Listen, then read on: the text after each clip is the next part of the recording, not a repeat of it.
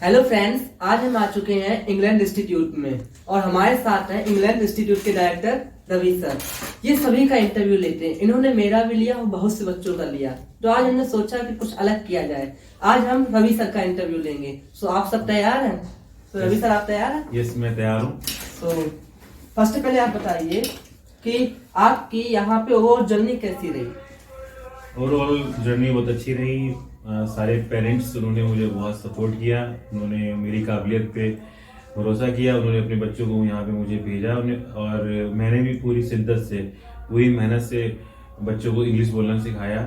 जो बच्चे Hindi medium school के थे, जिनका कभी सपना हुआ करता था इंग्लिश बोलना, उनका सपना साकार हुआ और 3 महीने के बाद उन्होंने अच्छी इंग्लिश बोलना स्टार्ट किया। और बहुत सारे पेरेंट्स जब भी वो मुझे मिलते हैं, जब भी वो मुझे बहुत रिस्पेक्ट करते हैं और मुझे यही चाहिए।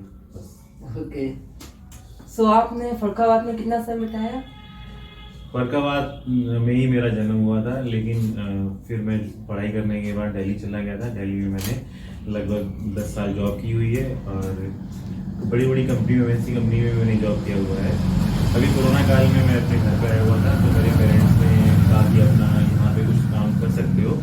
तो मेरे को एक्सपीरियंस था कंप्यूटर, क्योंकि मैं एक एनालिस्ट था, तो मुझे कंप्यूटर की अच्छी नॉलेज है। MS एक्सेल, MS ऑफिस और ये सारी चीज़ें मेरे को टिप्स पे रटी हुई हैं। और इसके साथ साथ मुझे इंग्लिश का भी अच्छा ज्ञान है, क्योंकि मैंने इंग्लिश में मतलब MNC कंपनी में जॉब किया हुआ है। बड़ी बड़ी जैसे दिल्ली NCR में जितनी भी कंपनी है, मोस्ट ऑफ 10 कंपनीज हैं, उनमें Cars24, ओला, जैसे एक्सेल और भी कंपनीज में काम किया है मैंने।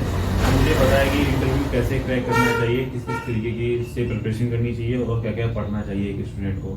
तो वही मैं बच्चों को सिखाता हूँ। और मतलब अभी तो मैं 2 साल से इंस्टीट्यूट रन कर रहा हूँ और 2 साल क्या मतलब आप समझ सकते हैं, बीच में कोरोना काल भी आ गया था, तो उसमें ड्रॉप करना पड़ती थी क्लासेस। लेकिन हाँ, ये मानिए कि हाँ, कंटिन्यू अगर बात करें तो 1 साल मुझे हो चुका है चलाते हुए और मुझे बहुत अच्छा रिस्पॉन्स मिला है। बहुत दूर दूर से बच्चे पढ़ने के लिए मेरे पास आते हैं और बहुत अच्छी इंग्लिश बोल चुके हैं। और मेरे स्टूडेंट कई जगह जॉब भी कर रहे हैं। यहाँ तक कि मेरे पास आर्मी से भी लोग पढ़ने के लिए आते हैं, जो आर्मी में जिनको ऑपरेटर्स होते हैं, कंप्यूटर्स में एक्सेल की जरूरत पड़ती है, एडवांस एक्सेल की जरूरत पड़ती है, वो भी सीखने के लिए आते हैं। इसके साथ साथ SSB जो एक इंटरव्यू होता है, सर्विस सिलेक्शन बोर्ड जो होता है, जिसमें 5 डेज का होता है इंटरव्यू, वो इंग्लिश में होता है पूरा, तो उसकी भी प्रिपरेशन करने के लिए हमारे पास स्टूडेंट्स आते रहते हैं। यहाँ तक कि ऑफिसर्स तक के भी बच्चे पढ़ने के लिए हमारे पास आए हैं। Okay sir. सो सर, आपने यहाँ पे 2 साल इंस्टीट्यूट चलाया, बहुत से बच्चे आपके यहाँ आए इंग्लिश सीखने के लिए। तो सर, उन बच्चों की मेंटेलिटी कैसी होती है जब वे आते हैं? तो फर्स्ट टाइम मतलब क्या सोचते हैं, कैसी उनकी मेंटेलिटी होती है? एक्चुअली मेरे पास जो बच्चे आते हैं, जितने भी आते हैं, वो किसी न किसी के थ्रू आते हैं, तो उनकी मेंटेलिटी पहले से चेंज होती है। ठीक है, उनको मालूम है कि हाँ, ये एक इंस्टीट्यूट है, इसमें मुझे इंग्लिश बोलना 100% सिखा दिया जाएगा, क्योंकि मेरा भाई सीख चुका है, मेरा दोस्त सीख चुका है या मेरा रिलेटिव सीख चुका है, तो मुझे भी सीखनी है, तो मैं भी सीख जाऊँगा। हाँ, कभी कभी क्या होता है, कोई बच्चा नया, सिर्फ बैनर उसने देखा मेरा, वो मेरे बारे में नहीं जानता है, तो वो आता है, उसके कई क्वेश्चंस होते हैं कि हम सीख जाएंगे कि नहीं सीख जाएंगे, और क्या गारंटी है सीखने की, ये है वो है, मतलब हर एक चीज़ के अलग अलग क्वेश्चंस होते हैं। अब आप सब जानते हैं कि पढ़ाई की कोई गारंटी नहीं होती है।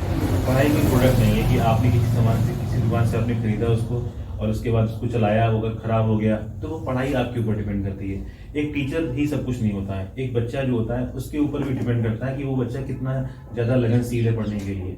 तो ओवरऑल मेरे पास जो स्टूडेंट्स आ रहे हैं वो काफ़ी अच्छे आ रहे हैं, काफ़ी अच्छी फैमिली से आ रहे हैं और काफ़ी मेहनती बच्चे आ रहे हैं। ठीक है, और इतना मैंने सोचा नहीं था कि मैं इतनी जल्दी इतनी सक्सेसफुल हो जाऊंगा, लेकिन ये सब पॉसिबल हो पाया मेरे रिजल्ट से। उन्होंने काफ़ी मेरे रिजल्ट्स जो है बहुत अच्छे रहे हैं अभी तक के, और आने वाले टाइम में मुझे लगता है और भी अच्छे रिजल्ट्स रहेंगे।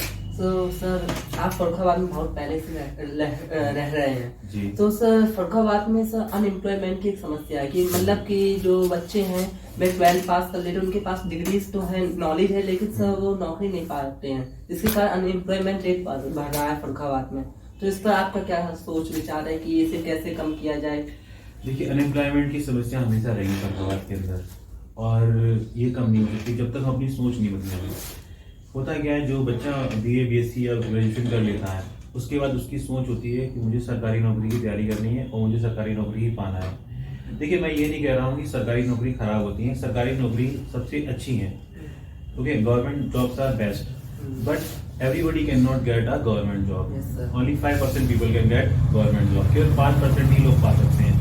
मैं इसका मतलब ये नहीं कह रहा हूँ कि आप सरकारी की तैयारी ना करें, ठीक है। मेरे पेरेंट्स ने भी एक टाइम में मुझे प्रेशर किया था सरकारी नौकरी करने के लिए, तो मैंने प्रिपरेशन की थी उस चीज़ की, ठीक है, लेकिन मेरा इंटरेस्ट बिल्कुल भी नहीं था। एक्चुअली मैं बिजनेस माइंड से हूँ, तो मैं बिजनेस ही करना पसंद करता हूँ। तो हर एक इंसान का उसको ना अपना हुनर देखना चाहिए कि उसका हुनर क्या है। ये नहीं कि प्रेशर में आके, घर वालों के प्रेशर में सरकारी नौकरी की तैयारी करते करते आप का एग्जाम निकल नहीं पा रहा है और अपना करियर क्या 5-6 साल 8 साल 10 साल में देखता हूँ 10 साल से लोग लगे हुए हैं, अपना करियर उन्होंने खराब कर लिया है।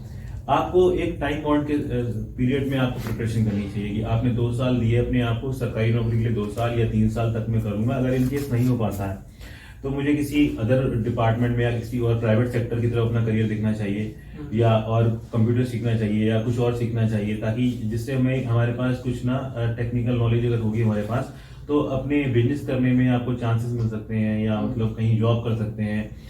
और फरीदाबाद में बेरोजगारी का मेन रीजन यही है कि लोग सरकारी के लिए पीछे पड़े रहते हैं, और एक टाइम पे क्या होता है जब उनके हाथ वो चीज लगती नहीं है तो वो डिप्रेशन में आ जाते हैं, और कहीं ना कहीं जाके फिर वो लाइफ में कुछ करना ही नहीं चाहते हैं। वो कहते हैं अब तो मेरा हुआ ही नहीं तो मैं क्या करूँ। फिर उनको थोड़ा सा मतलब इंसल्ट सी फील होती है कि मैंने इतनी पढ़ाई की हुई है तो मैं कोई छोटा मोटा काम तो कर सकता नहीं हूँ मैं, ठीक है। तो इसीलिए मतलब क्या होता है, बेरोजगारी बढ़ती जा रही है फरीदाबाद में, और ये कम नहीं होगी। तो शुरुआत से ही बच्चे को कंप्यूटर की अच्छी नॉलेज होनी चाहिए, अच्छी इन द सेंस कि कंप्यूटर उसको सही से चलाना आना चाहिए।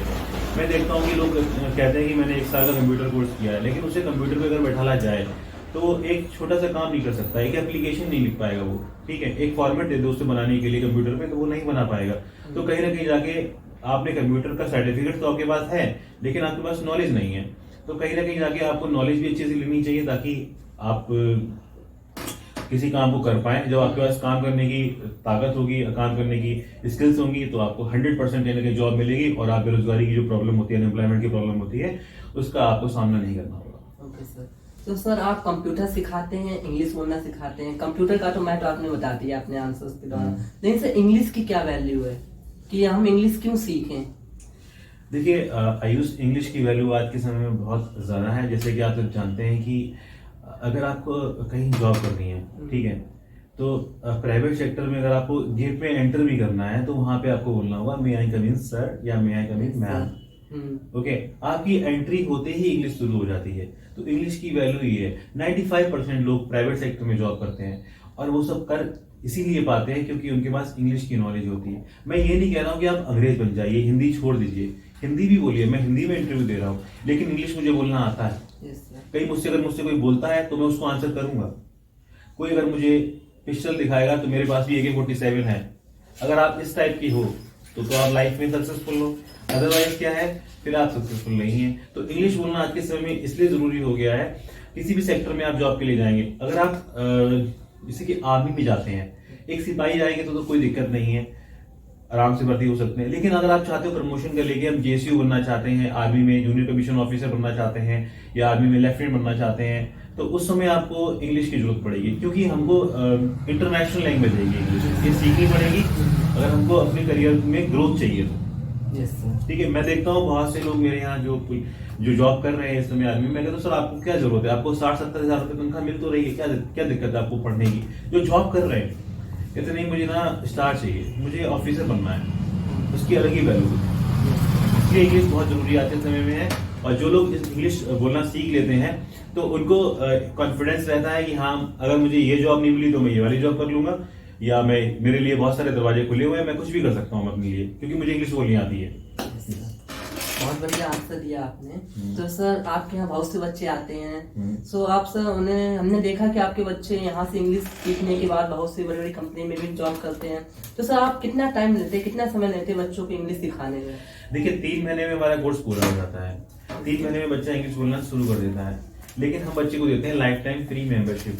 होता क्या है, 3 महीने में आप चलना सीख पाएंगे, ठीक है, बोलना सीख पाएंगे। लेकिन अगर आपको फ्लुएंसी चाहिए, अगर आपको और अच्छे से बोलना है, तो मैं ये चाहता हूँ कि हमारे यहाँ जो बच्चे दोबारा पढ़ने के लिए आते हैं, दोबारा मतलब आए तो रिवीजन करने के लिए, ये नहीं कि मतलब शोर शराबा करना है, दोबारा आके मतलब कि पढ़ा हुआ है तो उसको ध्यान नहीं देना है। एक दिन बच्चे क्या करते हैं, स्किप करते थे क्लासेस, उनको मेरा पढ़ा हुआ है पहले से कोर्स ये, तो एक दिन आते एक दिन नहीं आते हैं, तो वो लोग इंग्लिश नहीं बोल पाते हैं। इसलिए रेगुलर आना जरूरी है। कोर्स का रिवीजन अच्छे से करिए, जो भी चीजें बताई जाती हैं उसको घर में भी पढ़ना है, घर में रिवीजन करना है। मेरे यहाँ जो भी स्टूडेंट्स आते हैं जो घर में रिवीजन करते हैं, मैं ये नहीं कह रहा हूँ कि हर एक स्टूडेंट बहुत अच्छी इंग्लिश बोलता है, 100% रिजल्ट किसी चीज का नहीं होता, लेकिन हाँ जो बच्चे मेरे यहाँ आते हैं, प्रैक्टिस करते हैं, मेरी बात मानते हैं, 110% उनकी इंग्लिश इंप्रूव हो चुकी है। और आप हमारे यूट्यूब चैनल पे भी देख सकते हैं, बहुत सारे वीडियोस पड़े हुए हैं जो बच्चे काफी अच्छी इंग्लिश बोल रहे हैं और काफी अच्छी जगह जॉब कर रहे हैं। So okay Ravi sir, interview यहीं पे समाप्त करते हैं। कैसा लगा आपका इंटरव्यू कमेंट सेक्शन में जरूर बताना। Thank you so much guys. बोल दो। सो कैसा लगा आपका इंटरव्यू कमेंट सेक्शन में जरूर बिल्कुल, बताना। अगर आपको हमारा ये वीडियो अच्छा लगा हो तो चैनल को सब्सक्राइब करिएगा और लाइक करिएगा, और कमेंट्स में जरूर अपने जो आपके थॉट्स हैं वो डालिएगा, ताकि हम नेक्स्ट वीडियो अपलोड करें। अगर कोई स्पेशल किसी चीज पे अगर आपको वीडियो चाहिए तो उस चीज पे हम वीडियो अपलोड करेंगे। Thank you so much guys. Thank you.